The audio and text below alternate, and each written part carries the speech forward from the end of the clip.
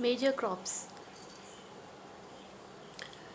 Students, जो major crops जो India में ग्रो किए जाते हैं that are wheat, rice, millet, pulses, tea, coffee, sugarcane, oilseed, cotton and jute.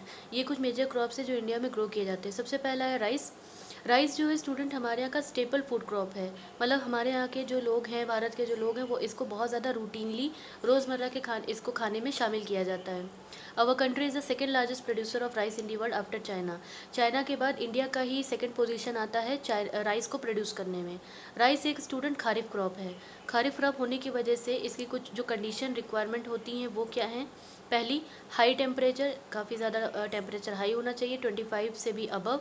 And high humidity भी काफ़ी ज़्यादा हाई होनी चाहिए, नमी जिसे कहते हैं। और एनुअल रेनफॉल 100 सेंटीमीटर से भी ज़्यादा होने चाहिए। और जहाँ पर रेनफॉल कम होती है उन एरियाज़ में इसको इरिगेशन की मदद से ग्रो कर लिया जाता है। अब राइस कहाँ कहाँ पे इंडिया में हमको मिल सकता है? Is grown in the plains of the north के जो प्लेन एरिया है, इंडिया के जो नॉर्थ ईस्टर्न स्टेट्स हैं वहाँ पे मिल सकता है। इंडिया का जो कोस्टल एरिया जहाँ पे कोस्ट होते हैं, तट एरिया जो होता है वहाँ पे। डेल्टिक रीजन जहाँ पर रिवर डेल्टा बनाती हुई जा रही है, उन एरियाज़ में राइस को ग्रो किया जाता है। Second, wheat. वीट एक second important most important cereal crop है और it is a main food crop. ये बहुत ही मेन फूड क्रॉप है। किन इलाकों में? इंडिया का जो नॉर्थ और नॉर्थ वेस्टर्न पार्ट है, जो हमारे इंडिया के जो नॉर्थ और नॉर्थ वेस्टर्न स्टेट्स हैं वहाँ पे वीट को ज़्यादा ग्रो किया जाता है। वीट एक राबी क्रॉप है और it require a cool growing season and a bright sunshine at the time of ripening. Ripening के टाइम पे इसको जब अनाज जैसे खिल रहा होता है, राइपनिंग का टाइम होता है, उस समय एक ठंडा सा मौसम होना चाहिए अच्छा सा, और ब्राइट सनशाइन, अच्छी सी धूप होनी चाहिए। रेनफॉल 50 टू 75 सेंटीमीटर के बीच में होनी चाहिए। दो इम्पॉर्टेंट वीट ग्रोइंग जोन्स जो हैं इंडिया में वो हैं Ganga Sutlej plain north west part में, और black soil region of Deccan. India का साउथ में हमें जो डेक्कन प्लेटू एरिया मिलता है वहाँ पर। ये दो एरियाज़ हैं जहाँ पे वीट को ग्रो किया जाता है। और कुछ वीट प्रोड्यूसिंग मेजर स्टेट्स हैं Punjab, Haryana, Uttar Pradesh, Bihar, Rajasthan, Madhya Pradesh. Millet. Millet, jowar, bajra, ragi are the important millet ग्रोन्स in India. ये तीन मेन मिलेट्स हैं जो कि इंडिया में ग्रो किए जाते हैं। इन्हें कोर्स ग्रेन के नाम से जाना जाता है। इसलिए जाना जाता है स्टूडेंट कोर्स ग्रेन से क्योंकि इसमें न्यूट्रिशन बहुत ज़्यादा होता है। जैसे कि एग्जाम्पल के तौर पे कुछ एग्जाम्पल दिया गया है। रागी में आयरन, कैल्शियम बहुत ज़्यादा होता है। रफेज होता है जो कि खाने को डाइजेस्ट करने में मदद करता है। ज्वार, ज्वार एक और इम्पॉर्टेंट आपका मिलेट क्रॉप है और ये एक रेन फेड क्रॉप है, मतलब ये रेनफॉल के ऊपर डिपेंड होता है ज़्यादातर। ज्वार प्रोड्यूसिंग स्टेट्स कुछ दिए गए हैं, महाराष्ट्र, कर्नाटका, आंध्र प्रदेश। बाजरा, बाजरा जो है स्टूडेंट बहुत ही जो सैंडी सॉइल होती है, रेतीली मिट्टी या ब्लैक सॉइल, उसमें अच्छे से ग्रो कर जाता है। कुछ मेजर प्रोड्यूसिंग स्टेट बाजरा के हैं, राजस्थान, उत्तर प्रदेश, महाराष्ट्र, गुजरात, हरियाणा। रागी एक ऐसा क्रॉप है जो कि ड्राई रीजन में काफ़ी जहाँ सूखा होता है वहाँ पे ग्रो कर सकते हैं। और जो सॉइल जो जिस तरीके की यूज़ होती है इसमें वो रेड सॉइल हो सकती है, ब्लैक सॉइल हो सकती है, सैंडी सॉइल हो सकती है, रेतीली मिट्टी, लोमी सॉइल हो सकती है, जैसे चिकनी बालुई मिट्टी जिसे हम कहते हैं। तो इस तरह की सॉइल में इसको ग्रो कर सकते हैं। कुछ major producing states Karnataka, Tamil Nadu, Himachal Pradesh, Uttarakhand, Sikkim, Jharkhand और अरुणाचल प्रदेश। मेज़, मेज़ स्टूडेंट एक ऐसा क्रॉप होता है जिसे हम खाने की तरह, फूड की तरह और फॉडर, चारे की तरह, दोनों की तरह यूज़ करते हैं। ये एक खारिफ क्रॉप है और इसको ग्रो करने के लिए जो रिक्वायरमेंट होती है वो ये है कि टेम्परेचर 21 से लेकर 27 डिग्री सेंटीग्रेड के बीच में होना चाहिए। और it's grow well in the old alluvial soil. और जो पुरानी एलिवल सॉइल होती है, ओल्ड एलिवल सॉइल, इसमें ये बहुत अच्छे से ग्रो करता है। इन सम स्टेट्स लाइक बिहार, कुछ स्टेट ऐसे भी हैं जैसे कि बिहार, जहाँ पे maize is grown in a rabi season, जहाँ पर मेज़ को राबी सीज़न में भी ग्रो कर लिया जाता है। ऐसे तो मेज़ आपका क्या है, एक खारिफ क्रॉप है, लेकिन राबी सीज़न में भी इसको ग्रो कर ले जाते हैं कुछ स्टेट। मॉडर्न इनपुट्स का इस्तेमाल करके हाई यील्डिंग वैरायटी सीड्स का यूज़ कर लिया, फर्टिलाइज़र, इरिगेशन, ये सब कंबाइन करके मेज़ को राबी सीज़न में भी ग्रो कर लिया जाता है। पल्सेस, दालें, इंडिया जो है एक हमारा उन कंट्रीज़ में आता है जो कि पल्सेस में लार्जेस्ट प्रोड्यूसर भी है और कंज्यूमर भी है। मतलब हमारे यहाँ उतनी ही तेज़ी से इसे प्रोड्यूस भी किया जाता है तो उतनी ही तेज़ी से इसकी खपत भी होती है। और पल्सेस जो होती है, दालें जो होती हैं, प्रोटीन का एक अच्छा स्रोत होती हैं। और कुछ मेजर पल्सेस दालें जो इंडिया में ग्रो की जाती हैं, जैसे तुअर की दाल, उड़द, मूंग, मसूर, peas and gram.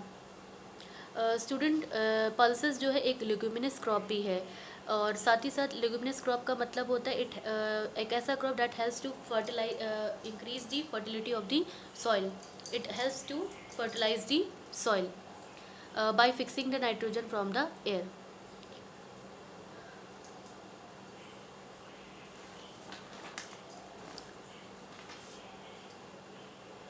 Technological and institutional reform.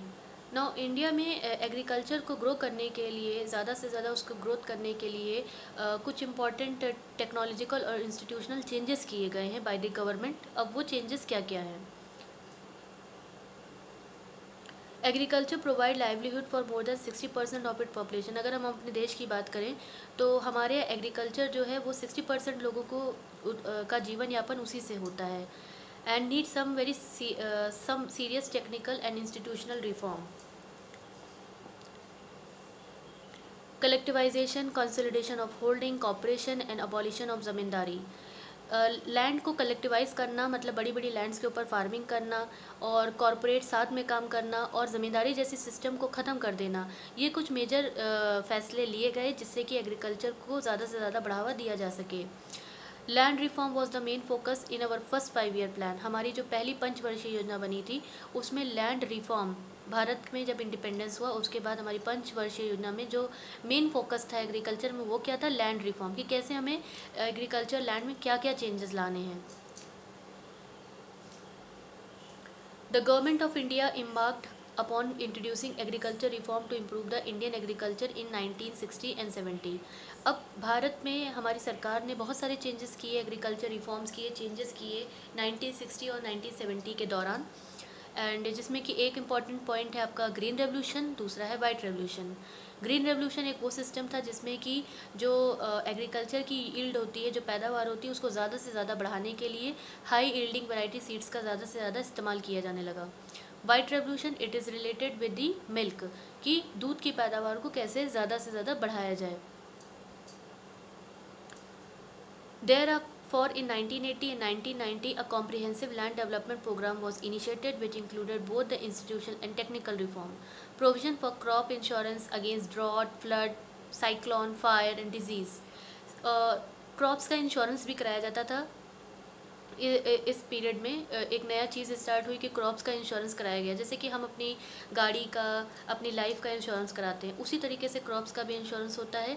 जैसे कि अगर क्रॉप्स मान लीजिए ख़राब हो गए बाढ़ के कारण, या सूखा पड़ गया, या साइक्लोन आ गया, या आग लग गई, या कीड़े लग गए, डिजीज़ेस हो गए, ख़राब हो गई फसल पूरी तरीके से, तो इस तरीके से क्रॉप का इंश्योरेंस किया जाता है। इस्टेब्लिश ऑफ ग्रामीण बैंक बनाए गए, कोऑपरेटिव सोसाइटीज़ बनाई गई, इस तरीके के बैंक बनाए गए ताकि फार्मर्स को लोन प्रोवाइड किया जा सके कम रेट ऑफ इंटरेस्ट पे, ताकि वो अच्छे से काम कर सकें। किसान credit card, personal accident insurance scheme जैसी चीज़ों को गवर्नमेंट ने स्टार्ट करवाया।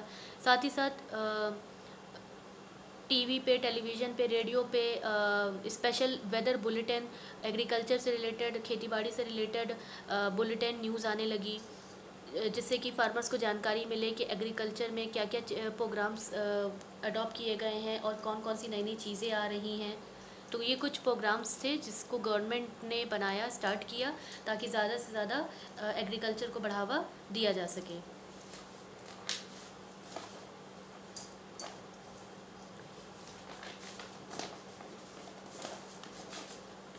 Impact of globalisation on agriculture.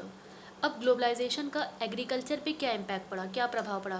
Globalisation का मतलब होता है स्टूडेंट्स की जब अलग अलग कंट्रीज़ जो होती हैं साथ में जुड़ जाती हैं और इंटरनेशनल लेवल पर काम करती हैं, और कारण कुछ भी हो सकता है। हो सकता है कि कंट्रीज़ आपस में एजुकेशन की वजह से जुड़ जाएं, या कल्चरल प्रोग्राम की वजह से जुड़ जाएं, या फिर बिज़नेस की वजह से जुड़ जाएं, तो उसे हम ग्लोबलाइजेशन कहते हैं। तो ग्लोबलाइजेशन की वजह से एग्रीकल्चर पे क्या असर पड़ा? During the British period cotton belt of India attracted the British. जब ब्रिटिशर्स हमारे यहाँ आए थे तो हमारे यहाँ कॉटन बेल्ट, जो हमारे यहाँ कॉटन ग्रो होती थी, उसने ब्रिटिशर्स को अट्रैक्ट किया। And ultimately cotton was exported to Britain as a raw material for the textile industry. और क्या होने लगा कि कॉटन जो थी वो ब्रिटेन में एक्सपोर्ट होके जाने लगी रॉ मटेरियल की तरह, ताकि वहाँ की इंडस्ट्रीज को कॉटन मिल सके।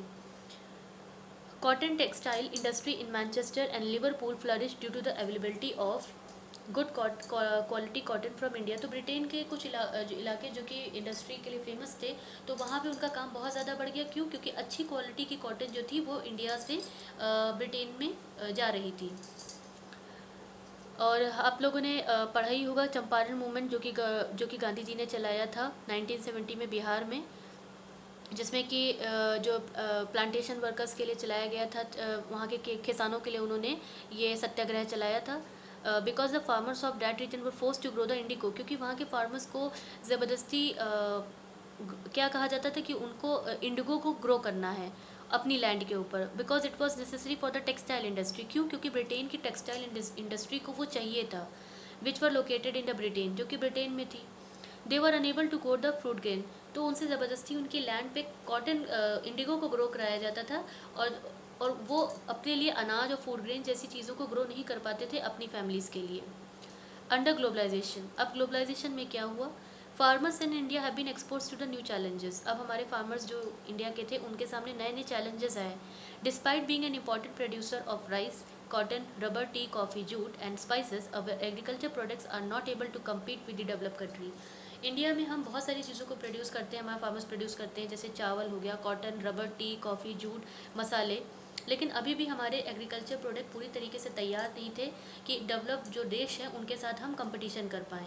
क्यों? क्योंकि because of the highly subsidise agriculture in those country, क्योंकि बाहर का जो एग्रीकल्चर है वो बहुत ही आपका सब्सिडाइज है, वहाँ का एग्रीकल्चर काफ़ी अच्छे स्तर का है और हमारे यहाँ उतना स्तर अच्छा नहीं है today.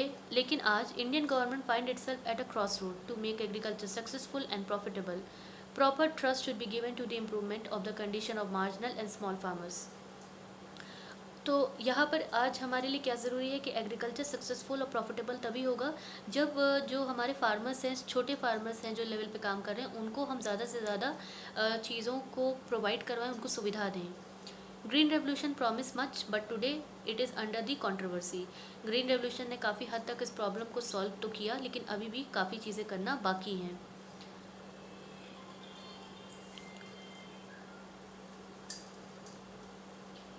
In fact, organic farming is much in vogue today because it is practiced without factory-made chemicals such as fertilizers and pesticides, and it does not affect environment in a negative manner.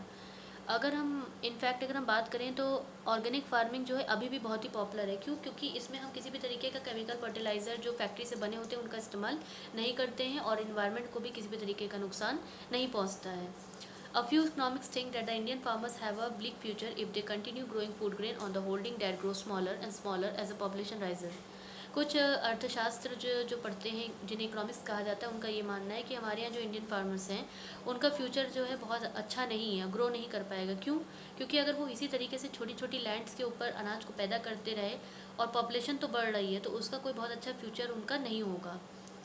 Indian rural population is about 600 million, which depend upon 250 million hectares of agricultural land, an average of less than half a hectare per person। तो ये एक छोटा सा example दिया गया है कि कैसे जो इकोनॉमिक्स कह रहे हैं उनकी बात कहने का मतलब क्या है, कि पॉपुलेशन इतनी है लेकिन लैंड इतनी अवेलेबल है। Thank you.